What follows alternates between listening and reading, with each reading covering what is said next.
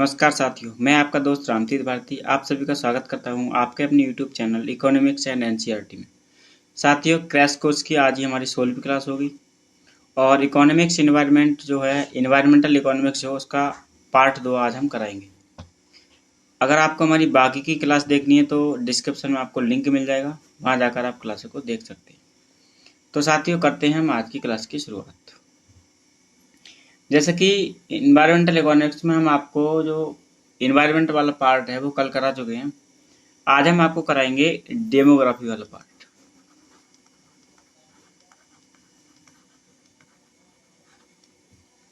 यानी कि जनसांख्यिकी। ठीक है साथियों, अब असल में क्या है ना कि जो हमारा यूजीसी है इसने इन्वायरमेंटल इकोनॉमिक्स को, इसमें दो भाग हैं। एक तो हमारा इन्वायरमेंटल है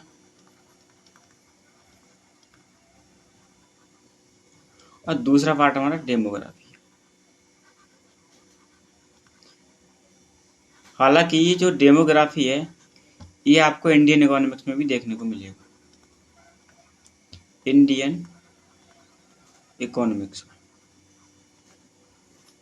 ठीक है साथियों, और वहाँ देखने के साथ साथ आपको ये इन्वायरमेंटल इकोनॉमिक्स में भी पढ़ना पड़ता है। तो साथियों, सबसे पहले हम बात करते हैं कि जनसांख्यिकी यानी कि डेमोग्राफी क्या होती है। तो इसके अंतर्गत हम जो मानव आबादी है ना, मानव आबादी, इसका अध्ययन करते हैं। ठीक है, क्योंकि किसी भी देश का विकास, किसी भी देश का विकास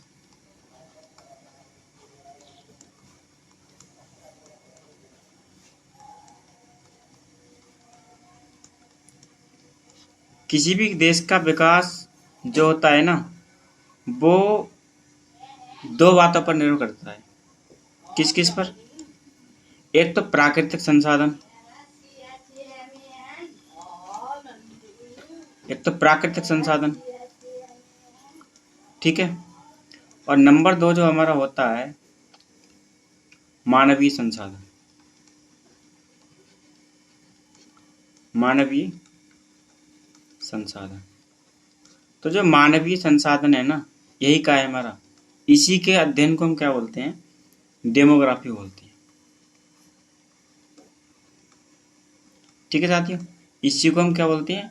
डेमोग्राफी यानी कि जनसांख्यिकी। ठीक है, अब हमारा जो इन्वायरमेंटल इकोनॉमिक्स का सिलेबस है इसमें जनसंख्या के कुछ सिद्धांतों की बात की गई है जहाँ से आपको डायरेक्टली क्वेश्चन देखने को मिल जाती है। तो हम ये सब बातें आपको हो चुकी हैं और आपको समझ आ चुकी हैं। अब हम डायरेक्ट चलते हैं जो पॉपुलेशन की थ्योरी हैं उनके ऊपर बात करेंगे। तो सबसे पहले हम बात करेंगे माल्थस का जनसंख्या सिद्धांत। माल्थस का जनसंख्या सिद्धांत। ठीक है, यानी कि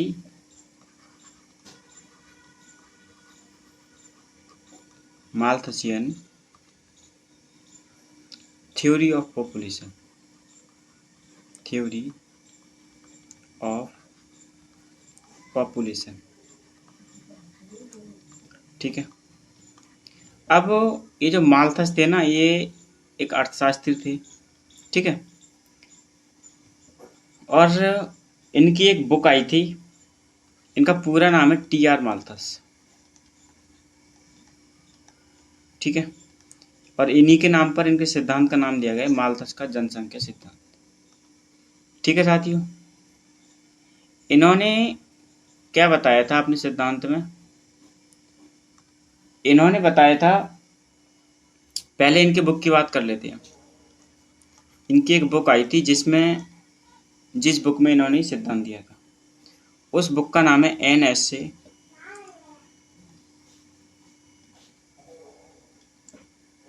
ऑन द प्रिंसिपल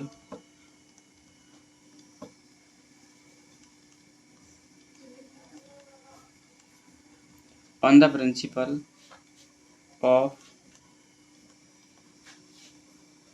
पॉपुलेशन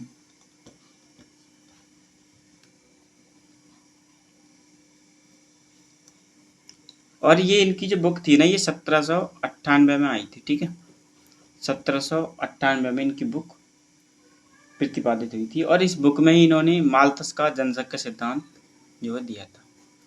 तो अब बात करते हैं कि इन्होंने अपना जो सिद्धांत दिया था उस सिद्धांत में क्या बताया।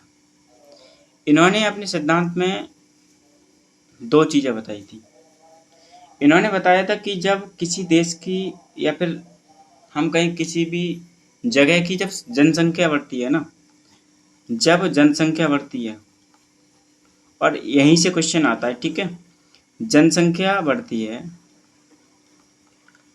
तो ये जो जनसंख्या बढ़ रही है ना, ये ज्यामितीय दर से बढ़ेगी। ठीक है,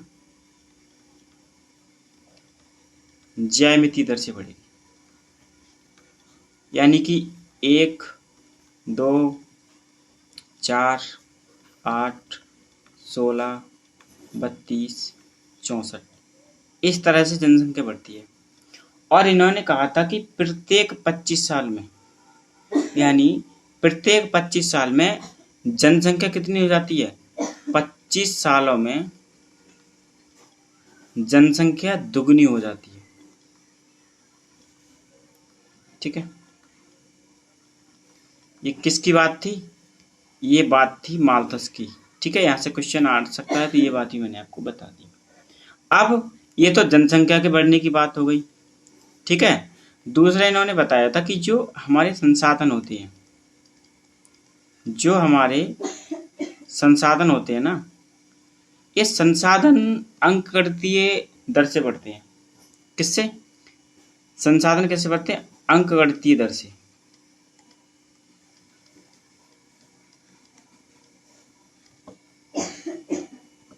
अंकगणितीय दर से यानी कैसे?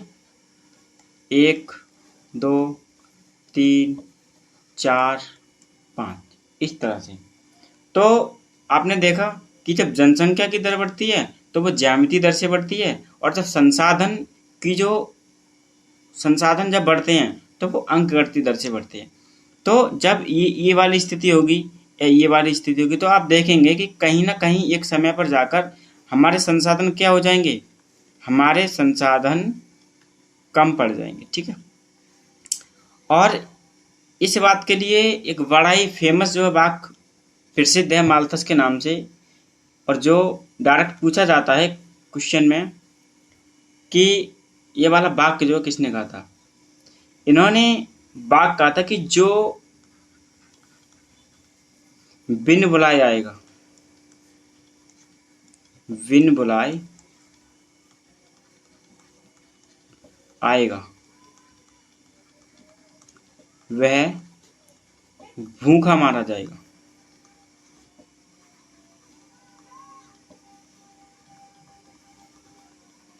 ठीक है, जो बिन बुलाए आएगा वह भूखा मारा जाएगा। ये इनका बड़ा फेमस वाक्य है, कथन है इनका, और कई बार क्वेश्चन मतलब डायरेक्टली क्वेश्चन यहाँ से पूछ लिया गया है। अब ये तो हो गई इनके सिद्धांत की बात कि जब जनसंख्या बढ़ती है तो किस दर से बढ़ती है, और जब संसाधन बढ़ते हैं तो किस दर से बढ़ते हैं। अब इन्होंने जो जनसंख्या को रोकने के उपाय बताए थे ना, जनसंख्या रोकने के उपाय, क्योंकि वो 18वीं सदी थी। ठीक है, जितना हम आज जितने मतलब संसाधन आज हमारे पास हैं जनसंख्या को कंट्रोल करने के लिए, उतने संसाधन 18वीं शताब्दी में नहीं थे, और इन्हें ना ही उस चीज़ की जानकारी होगी। तो इन्होंने जनसंख्या को रोकने के लिए दो उपाय दिए थे। नंबर 1 तो बताया था नैसर्गिक एवं प्राकृतिक प्रतिबंध। नैसर्गिक एवं प्राकृतिक प्रतिबंध।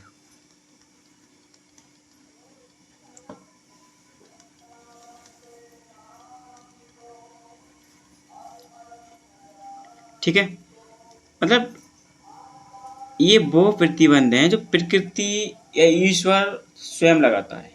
जैसे कि इन्होंने इसमें शामिल किया था अकाल, महामारियां, बाढ़, सूखा, युद्ध आदि। यानी उस टाइम जो जनसंख्या को कंट्रोल करने के नैसर्गिक और प्राकृतिक प्रतिबंध थे वो महामारियां, अकाल, बाढ़, सूखा, युद्ध, ये चीजें थी। ठीक है, भूकंप, इसमें मतलब जो भी नेचुरल एक्सीडेंट होते हैं, प्राकृतिक जो घटनाएं होती हैं या प्राकृतिक जो आपदाएं होती हैं, उनको इन्होंने जो है बढ़ती जनसंख्या को रोकने के लिए उपाय बताए थे। ठीक है, और दूसरा जो इन्होंने बताया था जो व्यक्ति कर सकता था, वो इन्होंने बताए थे निरोधक प्रतिबंध। निरोधक प्रतिबंध, ठीक है। और निरोधक प्रतिबंध में इन्होंने बताया था कि आदमी अगर ब्रह्मचर्य धारण कर ले तब भी जो जनसंख्या की दर है ना, जनसंख्या बढ़ने की दर, उसमें कमी आएगी। या फिर संयम कर ले वो, ठीक है। या अविवाहित रहे, अविवाहित रहे, ठीक है, अविवाहित रहे। तो ये चीजें कैसी थी, ये चीजें हम कर सकते थे, और ये चीजें अगर हम नहीं करेंगे तो प्रकृति खुद ब खुद उनमें जो है साम्य स्थापित कर लेगी। ठीक है, तो ये चीजें इन्होंने अपने जो है सिद्धांत में कही थी। और ये कहते थे कि जब मानव स्वयं जनसंख्या रोकने में विफल हो जाता है तब प्रकृति जो है ना इन वाले प्रतिबंधों को उपयोग करती है। ठीक है, मतलब ये वाली चीजें अगर मानव नहीं कर पाता है तब प्रकृति अपना एक्शन लेती है। ठीक है, आगे हमारा दूसरा सिद्धांत है और उस दूसरे सिद्धांत का नाम है इष्टतम जनसंख्या सिद्धांत। इष्टतम जनसंख्या सिद्धांत। ठीक है साथियों, इससे हम बोलते हैं ऑप्टिमल पॉपुलेशन थ्योरी।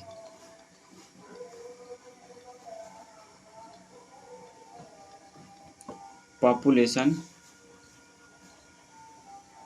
थ्योरी, ठीक है साथियों। अब ये जो इष्टतम जनसंख्या का विचार है, ये सर्वप्रथम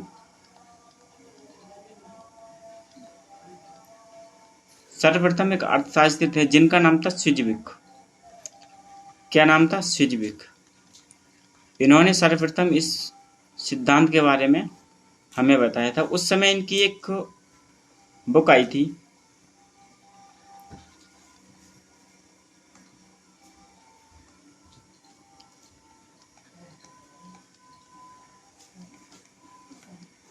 स्विजविक।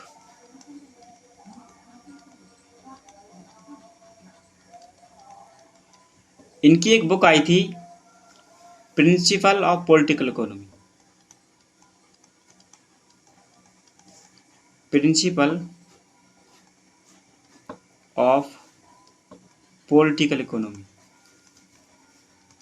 पॉलिटिकल इकोनॉमी,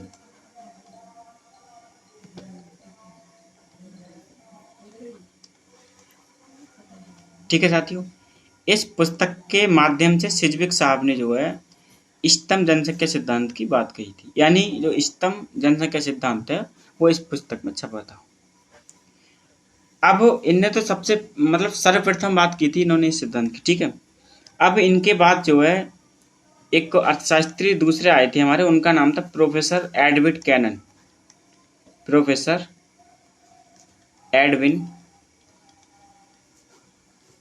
कैनन, ठीक है। इन्होंने इस सिद्धांत को और विकसित किया और वैज्ञानिक स्वरूप इन्होंने वैज्ञानिक स्वरूप दिया इस सिद्धांत को, वैज्ञानिक स्वरूप दिया, ठीक है। अब ये किसकी बात करता है? जैसे मान लो कि किसी देश में इष्टतम जनसंख्या कब होगी, ठीक है। अब जैसे इष्टतम जनसंख्या सिद्धांत उस विशेष जनसंख्या की परिभाषा प्रस्तुत करता है जो किसी देश विशेष के लिए आर्थिक दृष्टिकोण से आदर्श जनसंख्या होती है। मतलब जैसे कि आपके मान लो कि 10 व्यक्तियों के लिए आपके पास संसाधन है, सपोज, ठीक है। तो आपके पास 10 व्यक्तियों के संसाधन है, मान लो खाना, पीना और रहना, ठीक है। ये आपके पास 10 लोगों के हैं। अगर यहाँ 20 व्यक्ति आ जाएंगे तो क्या होगा?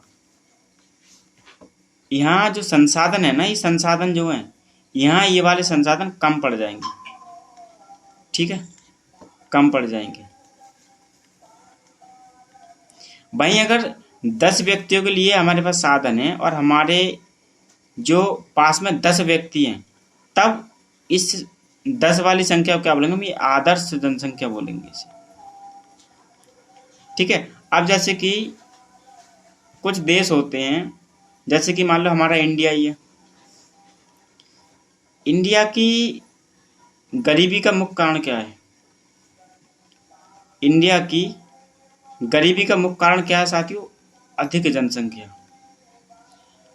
अधिक जनसंख्या, ठीक है। अब मान लो जब अधिक जनसंख्या होगी तो हमें किस चीज़ की आवश्यकता पड़ती है? मतलब इनके लिए अधिक शिक्षा भी चाहिए, स्वास्थ्य योजनाएं भी चाहिए, इंफ्रास्ट्रक्चर भी चाहिए, सेवाएं भी अधिक चाहिए।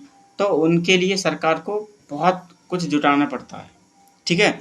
तो हमारे देश की जो गरीबी है ना, उसका मेन कारण अधिक जनसंख्या है, ठीक है। तो हमारे देश की जनसंख्या कैसी हुई? ये आदर्श जनसंख्या नहीं है, ये आदर्श जनसंख्या नहीं है। आदर्श जनसंख्या कब कहलाती है? आदर्श जनसंख्या जब कहलाती है जब प्रति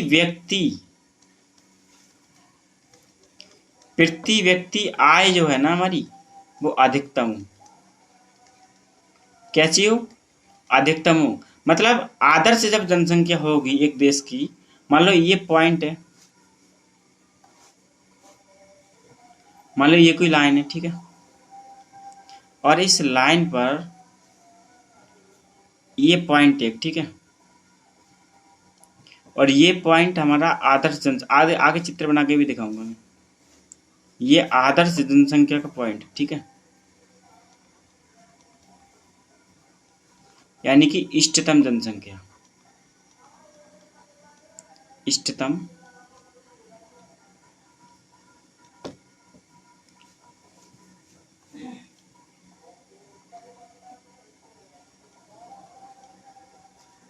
इष्टतम जनसंख्या है, ठीक है। और यहाँ पर क्या है? यहाँ पर कैपिटा इनकम कितनी है? पर कैपिटा इनकम हमारी हाई है, ठीक है। अब क्या होगा कि अगर आदर्श जनसंख्या से ये जनसंख्या आगे जाती है तो ये पर कैपिटा इनकम का जो ग्राफ है ये खराब हो जाएगा। मतलब क्या होगा कि पर कैपिटा इनकम में हमारी कमी आ जाएगी। वहीं अगर ये आदर्श जनसंख्या से कमी की ओर जाएगा तब भी हमारी पर कैपिटा इनकम क्या होगी? कम हो जाएगी। अच्छा, एक चित्र बनाते हैं, उस चित्र के माध्यम से आपको समझाते हैं, ठीक है।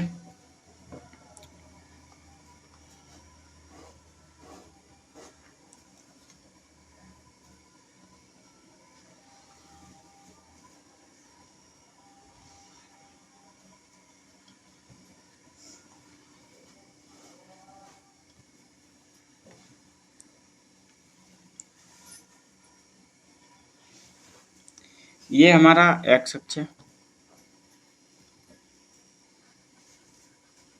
और ये हमारा वाई अक्ष। ठीक है, ये हमारा बिंदु O है। यहाँ पर कैपिटा इनकम है,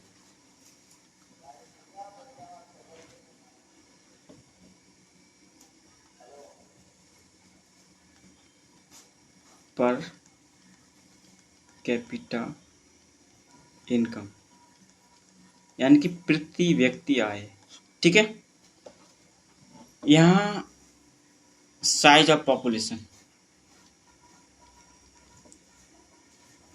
यानी जनसंख्या का आकार। ठीक है, ये हमारा एम बिंदु है और ये हमारी पी बिंदु है। ठीक है, अब यहाँ से हम इस तरह से ग्राफ बनाएंगे।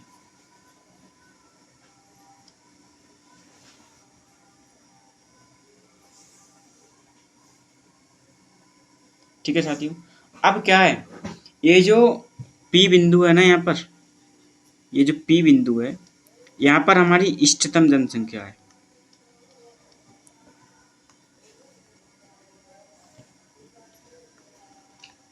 इष्टतम जनसंख्या यानी कि आदर्श जनसंख्या।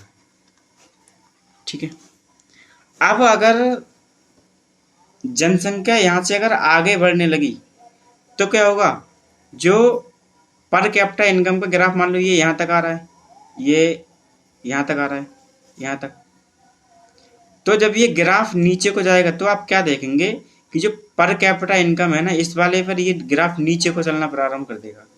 और जब ये नीचे को चलना प्रारंभ कर देगा तो प्रति व्यक्ति आय में हमारी कमी आने लगेगी। ठीक है, यहां से नीचे जाएगा तब। और वहीं अगर ये इस तरफ को आने लगे यानी कि जनसंख्या में कमी होने लगे, जनसंख्या में कमी होने लगे, तब भी पर कैपिटा इनकम में क्या आएगा, कमी आने लगेगी। तो ये जो इसमें संतुलन होगा वो किस जगह होगा, वो हमारी पी पॉइंट पर होगा। ठीक है, यहाँ पर इष्टतम या आदर्श जनसंख्या होगी और यहाँ पर कैपिटा इनकम है, जो प्रति व्यक्ति आय है, वो हमारी अधिकतम होगी। ठीक है साथियों, इस जगह पर, इस वाले बिंदु पर। ठीक है, तो चित्र आपको अच्छे समझ में आ गया होगा। यानी जो इष्टतम जनसंख्या होती है ना, जो इष्टतम जनसंख्या सिद्धांत है, इसका उद्देश्य क्या है, इसका उद्देश्य ही तो साथियों ये है कि अधिकतम प्रति व्यक्ति आय हो, अधिकतम प्रति व्यक्ति आय हो, प्रति व्यक्ति आय हो। ठीक है, अब अगर जनसंख्या इष्टतम जनसंख्या से बढ़ेगी तो प्रति व्यक्ति आय घट जाएगी। अगर जनसंख्या इष्टतम जनसंख्या से कम होगी तब भी हमारी प्रति व्यक्ति आय घट जाएगी। आगे हमारा तीसरा जो सिद्धांत है उसका नाम है जननांकिकीय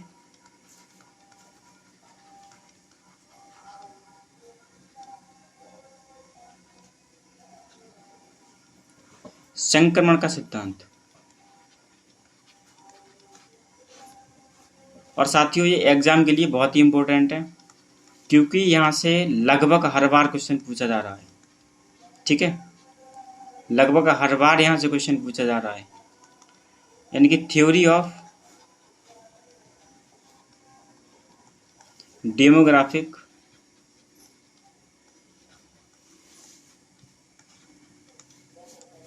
ट्रांजिशन।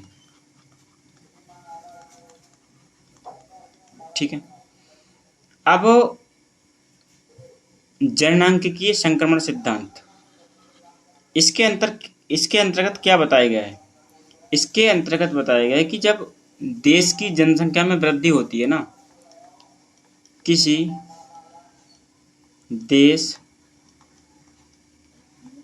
की जनसंख्या वृद्धि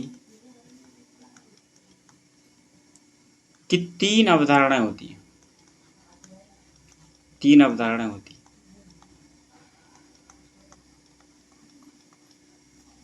अवधारणाएं होती हैं। ठीक है, नंबर 1 नंबर 1 होती है उच्च जन्म दर, उच्च जन्म दर, उच्च मृत्यु दर, उच्च मृत्यु दर। यानी कि जब ये पहली वाली अवस्था होती है तो उस अवस्था में जिस किसी देश में ये वाली अवस्था होती है उच्च जन्म दर और उच्च मृत्यु दर वाली, तो साथियों सीधी सी बात है कि अगर बहुत ज़्यादा बर्थ रेट होगा और बहुत ज़्यादा डेथ रेट होगा तो क्या वहाँ की जनसंख्या बढ़ सकती है? नहीं बढ़ सकती है। तो 1921 से पहले जो हमारे देश की जो स्थिति थी ना, वो बिल्कुल सेम यही वाली कंडीशन थी। 1921 से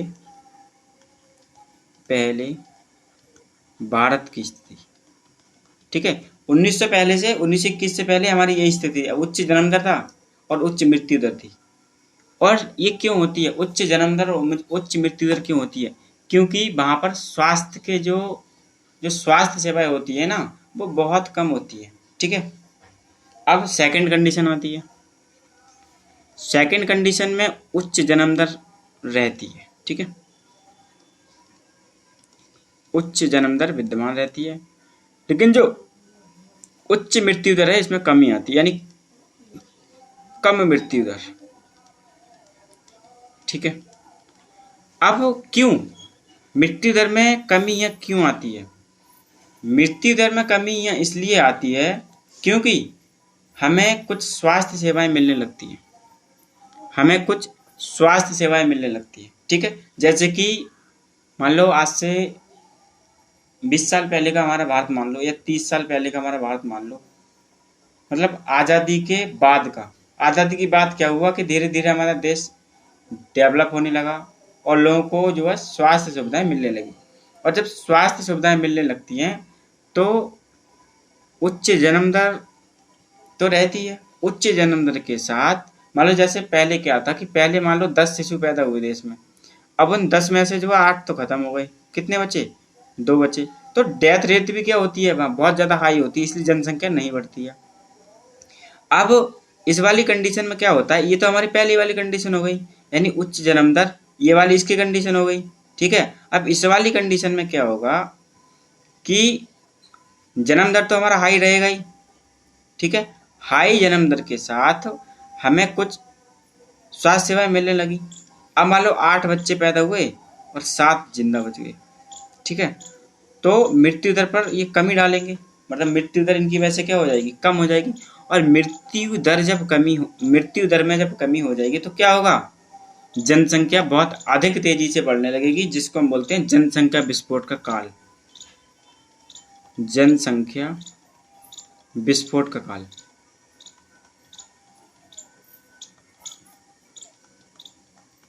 ठीक है, और ये डायरेक्टली क्वेश्चन आता है, कई बार पूछा गया है, अधिक से अधिक बार पूछा गया है। नंबर 3 हम बात करेंगे अब, कम जन्म दर, कम जन्म दर, कम मृत्यु दर, कम मृत्यु दर। अब जैसे कि सेकंड वाली कंडीशन में क्या था कि हमने स्वास्थ्य सुविधाएं दे दी और स्वास्थ्य सुविधाओं का सीधा असर कहाँ पड़ा, मृत्यु दर पर पड़ा, मतलब उससे मृत्यु दर में कमी आने लगी। अब हमने क्या किया, थोड़ा हम और परिपक्व हो गए, मान लो कि आज का भारत, अब क्या हुआ कि हमने स्वास्थ्य सुविधाओं के साथ साथ शिक्षा और सेवाएं आदि चीज़ों को देना शुरू किया, स्वास्थ्य सुविधाएं देनी शुरू की। तो उससे क्या हुआ, अब पढ़ने से लोग क्या होता है, जब लोग पढ़ लिख गए तो वो समझने लगे कि अधिक जो है बच्चे नहीं करने चाहिए, ठीक है। तो इसका असर डायरेक्ट किस पर पड़ा, यानी जन्म दर में हमारी कमी आ गई, ठीक है। और जब हमें स्वास्थ्य सेवाएं अच्छी मिलने लगेंगी तो उसकी वजह से हमारा क्या होगा, मृत्यु दर में इन दोनों में कमी आती है, ठीक है, इन दोनों में कमी आने लगती है। ये हमारी थर्ड स्टेज होती है। इसमें जनसंख्या वृद्धि जो होती है ना, इस वाली में जो जनसंख्या वृद्धि होती है वो बहुत धीमी बढ़ जाती है, जनसंख्या वृद्धि बहुत धीमी हो जाती है, जनसंख्या वृद्धि दर जो है ना बहुत धीमी हो जाती है, ठीक है। तो ये तीन है, आप इन तीनों को याद रखें, बहुत ही ज़्यादा क्वेश्चन यहाँ से पूछा जाता है चाहे वो नेट का एग्जाम हो, पीजीटी का एग्जाम हो, या फिर असिस्टेंट प्रोफेसर का एग्जाम हो, या टीजीटी का एग्जाम हो, सभी जगह ये क्वेश्चन पूछा जाता है। अब आगे एक टॉपिक और बचता है हमारा, जिसका नाम है जनसंख्या पिरामिड। क्या साथियों? जनसंख्या पिरामिड।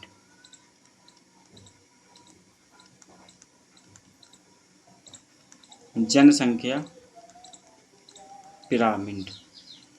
तो इसमें से मैंने अब तक देखा है कि इसमें से एक ही क्वेश्चन रिपीट होता है कि जनसंख्या पिरामिड क्या बताता है।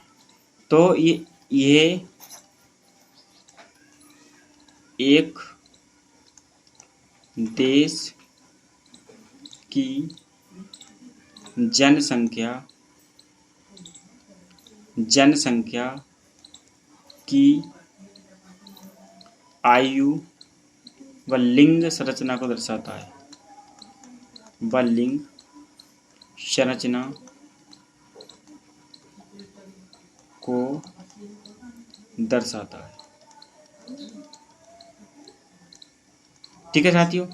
अब ये एक शंकु टाइप का होता है, जिसके नीचे क्या होता है, जिसके निचले, यहाँ एक क्वेश्चन और पूछ लिया था, वही मैं आपको बताता हूँ। जो नीचे वाला एरिया होता है ना, जो नीचे वाली जगह होती है, यहाँ पर शिशु होते हैं। ठीक है, शिशु होते हैं, और एक तरफ इसमें महिलाएं होती हैं और दूसरी तरफ पुरुष होती है। ठीक है, और इस शंकु टाइप का होता है इस तरह से। ठीक है, और नीचे से ऊपर जाने पर जनसंख्या, जो मतलब जनसंख्या नहीं, जो आयु होती है ना, आयु उसमें कमी, उसमें बढ़ोतरी होती जाती है। ठीक है, मतलब यहाँ क्या होंगे, यहाँ सबसे उम्रदराज व्यक्ति होंगे, मतलब मान लो 80 साल के, फिर ऐसी कम होती जाएगी 70, 60, 50, 40, 30, 20, 10 और ये 0। ठीक है, इस तरह से क्वेश्चन आ जाता है कि जो जनसंख्या पिरामिड होता है उसके टॉप पर कम उम्र वाले व्यक्ति होते हैं, या फिर अधिक उम्र वाले, तो अधिक उम्र वाले। ठीक है, अब हम इसके कुछ तथ्य होते हैं जननांकिकी के, जो वहां से फॉर्मूला डायरेक्ट पूछ लिया जाता है। ठीक है, उसके बारे में हम बात करेंगे। तो अगली हेडिंग आप डालें, जननांकिकी के तथ्य। साथियों, हमारे इस चैनल पर 1 सितंबर से आपको की पॉइंट कोर्स आ रहा है, जो आपके एग्जाम के लिए बहुत ही महत्वपूर्ण साबित होगा। और मैं आपको विश्वास दिलाता हूँ कि जो भी बंदा हमारी की पॉइंट कोर्स और क्रैश कोर्स को देख कर जाएगा, उसको एग्जाम में इन दोनों का बहुत ही फायदा मिलेगा। ठीक है, और की पॉइंट क्लास के साथ साथ मैं एक ऑनलाइन ईयर क्लास भी बना रहा हूँ, जिसमें हमारे 1000 क्वेश्चन शामिल होंगे। ठीक है, जो किसी न किसी एग्जाम में पूछे गए हैं, इस 1000 क्वेश्चन में ऑथर और तुम्हारे की सिद्धांत, थ्योरियाँ जितनी भी हैं, परिकल्पनाएं वगैरह, इसमें सारी चीज़ें शामिल होंगी। ठीक है, इस वाले पार्ट में। और की पॉइंट वाले कोर्स में आपकी जितनी भी मोस्ट चीज़ें हैं वो मैं आपको कराऊंगा। ठीक है, और ये की पॉइंट जो कोर्स होगा ये भी हमारा यूनिट वाइज होगा। ठीक है, और इस वाले कोर्स में हम एक दिन में एक यूनिट करेंगे, ठीक है, एक यूनिट कंप्लीट करेंगे। और की पॉइंट वाला कोर्स हमारा फर्स्ट पेपर और सेकंड पेपर दोनों के लिए आएगा। ठीक है साथियों,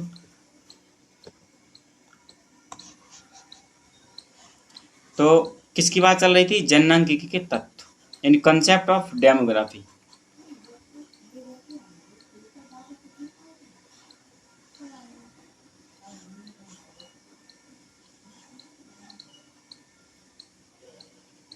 तो सबसे पहले हम बात करते हैं कि जो अशोधित जन्म दर, अशोधित जन्म दर, इसको हम बोलते हैं crude birth rate. Crude birth rate, ठीक है साथियों। इसका सूत्र आपको याद रखना है, CBR बराबर sigma B upon sigma P into 1000, ठीक है। ये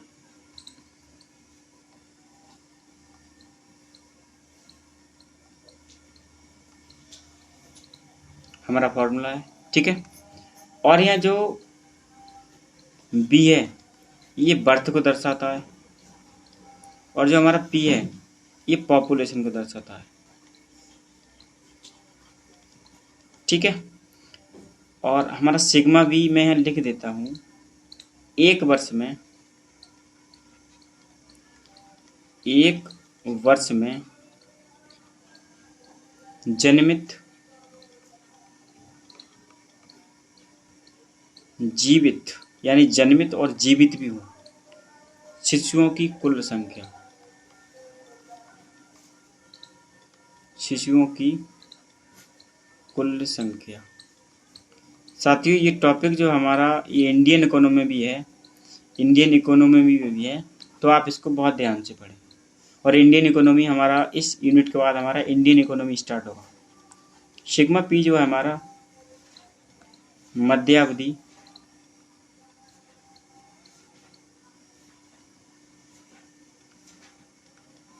एक ही डंडा होगा साथियों, मध्यावधि की कुल संख्या,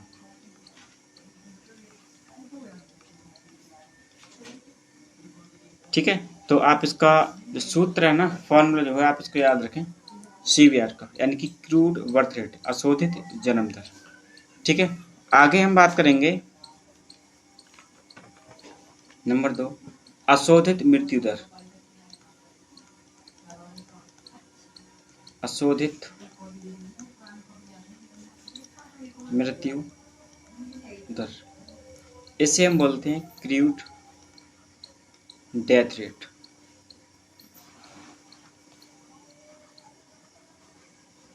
डेथ रेट। और इसको हम लिखते हैं फॉर्मूले के रूप में CDR बराबर डेथ अपॉन पॉपुलेशन इंटू 1000, ठीक है। ये फॉर्मूला पे याद रखें। और डी हमारी टोटल डेथ, टोटल डेथ, और पी हमारा पॉपुलेशन। इसके कुछ करंट आंकड़े होते हैं, वो मैं आपको जब इंडियन इकोनॉमी में ये कराऊंगा तब मैं आपको डायरेक्टली करंट आंकड़े बताऊंगा, ठीक है। आगे हम बात करेंगे सामान्य प्रजनन दर, सामान्य प्रजनन दर, यानी कि general fertility rate, fertility rate. इनके फॉर्मूला आप जरूर याद कर लें, क्योंकि फॉर्मूला ही पूछा जाता है यहाँ से। तो इसको हम लिखेंगे GFR बराबर सिग्मा V अपॉन सिग्मा, इसके ऊपर आप लिखेंगे 49, इसके ऊपर लिखेंगे आप 50, ठीक है, इंटू पी और इंटू 1000, ठीक है। ये सूत्र बहुत इम्पोर्टेंट है, आप याद रखें। यहाँ सिग्मा बी हमारा जो है एक वर्ष में जन्मे जीवित शिशुओं की संख्या, एक वर्ष में जन्मे जीवित शिशुओं की संख्या। और जो हमारा सिग्मा 49 50 पी, ये हमारा है कि 15 से 49 वर्ष, 15 से 49 वर्ष के बीच की स्त्रियों की मध्यावधि संख्या।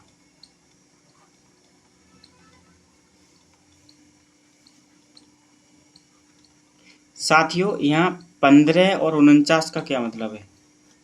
15 और 49 का मतलब है कि एक जो महिला होती है वो इस समय के दौरान प्रजनन कर सकती है।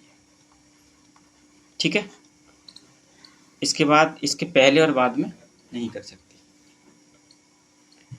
आगे हम बात करेंगे विशिष्ट प्रजनन दर, और ये हमारा होगा पांचवा होगा। विशिष्ट प्रजनन दर,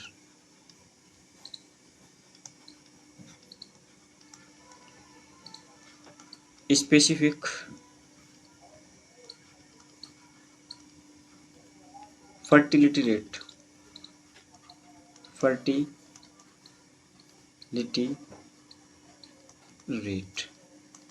ठीक है साथियों, इसका भी आपको फॉर्मूला याद रखना है। SFR बराबर BT अपॉन FPT इंटू 1000। ठीक है साथियों,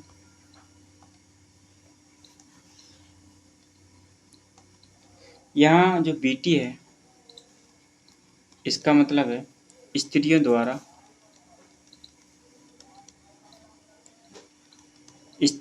द्वारा जन्मित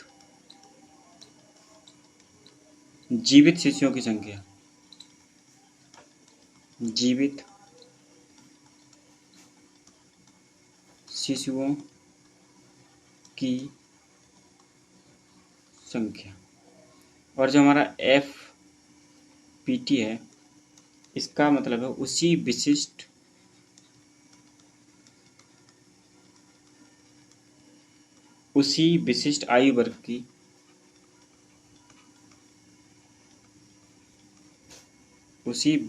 आयु वर्ग की स्त्रियों की संख्या।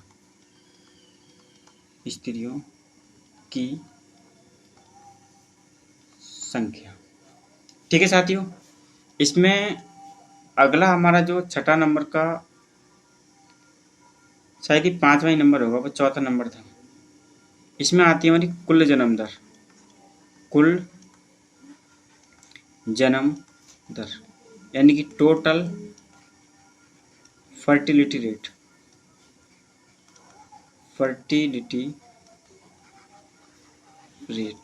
ठीक है, और टोटल फर्टिलिटी रेट क्या होता है कि 15 से 49 वर्ष के बीच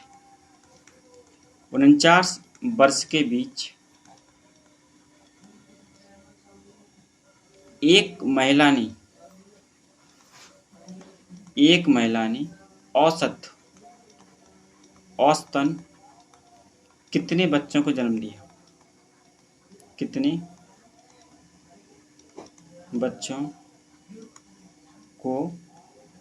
दिया? ठीक है साथियों, आगे एक बड़ा ही इम्पोर्टेंट कंसेप्ट है जहाँ से पीछे कई बार क्वेश्चन पूछा गया है और हर बार क्वेश्चन पूछने की यहाँ से बहुत ज़्यादा संभावना रहती है। साथियों, एक होती है वर्किंग पॉपुलेशन, ठीक है, और दूसरा हमारा होता है, इसको हम BS करके लिख सकते हैं, नॉन वर्किंग पॉपुलेशन।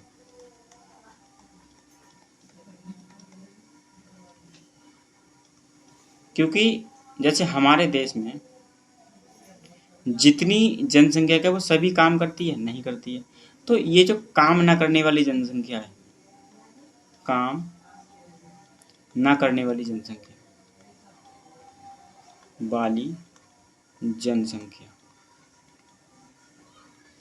ये नॉन वर्किंग पॉपुलेशन है, और ये काम करने वाली जनसंख्या,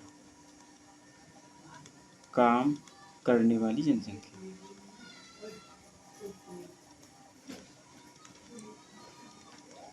अब क्वेश्चन डायरेक्ट पूछता है कि कार्यशील जनसंख्या कौन सी होती है, और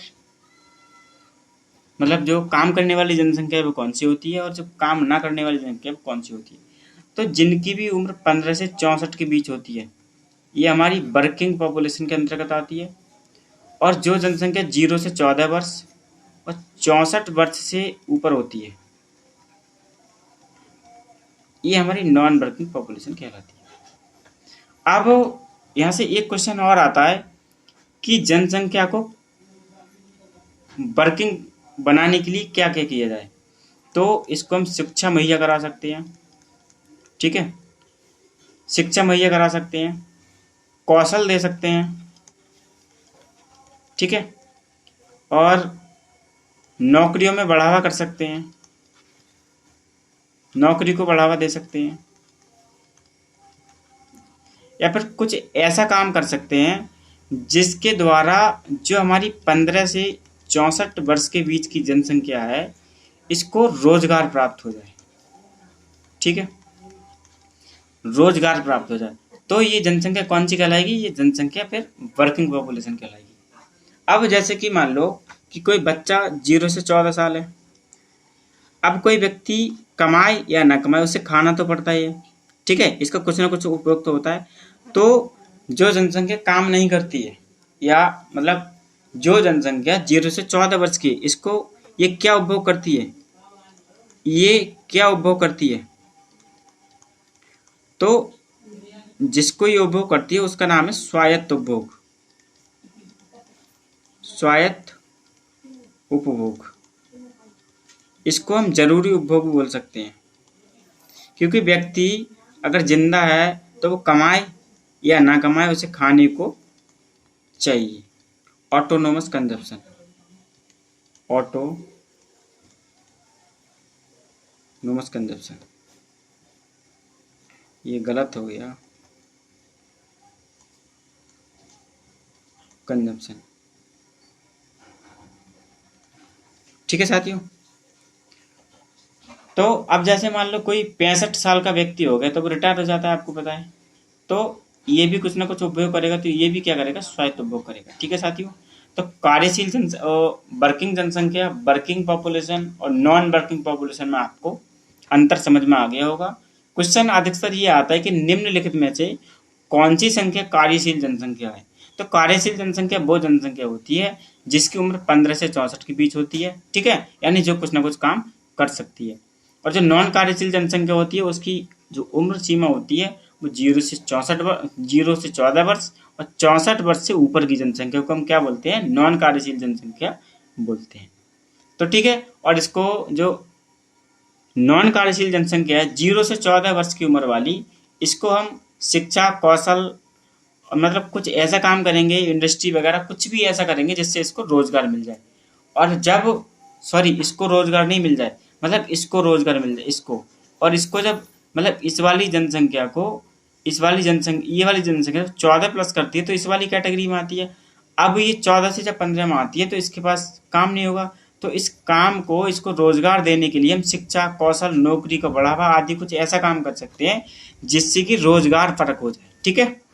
तो इस वाली क्लास में हमारी जो है कुछ चीज़ें और बची हैं, उनके बारे में हम बात करेंगे। आगे हम बात करेंगे जनसंख्या घनत्व के बारे में, क्योंकि अभी शायद 19 के पेपर में ये क्वेश्चन पूछा गया था, तो मैंने इसको भी शामिल कर लिया है। जनसंख्या घनत्व यानी कि पॉपुलेशन डेंसिटी, पॉपुलेशन डेंसिटी, ठीक है। और ये पॉपुलेशन डेंसिटी क्या होती है कि प्रति वर्ग किलोमीटर, प्रति वर्ग किलोमीटर, प्रति वर्ग किलोमीटर में जितने भी लोग निवास करते हैं उसको क्या बोलते हैं, जनसंख्या घनत्व बोलते हैं।